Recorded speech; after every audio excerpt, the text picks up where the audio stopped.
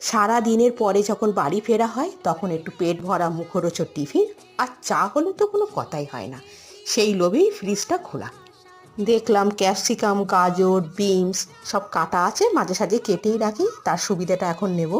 কড়াইতে তেল গরম করে সবজি দিয়ে একটু কারি পাতাও দেবো নুন, হলুদ, একটু জিরের গুঁড়ো, আর দিয়ে দেবো সুজি, কাশ্মীরি লঙ্কাও দেবো একটু কালারের জন্য।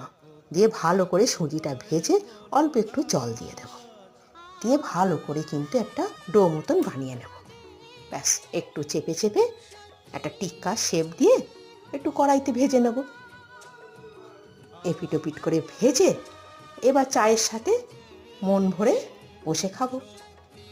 ব্যাস, সারাদিনের ক্লান্তি দূর। টাটা।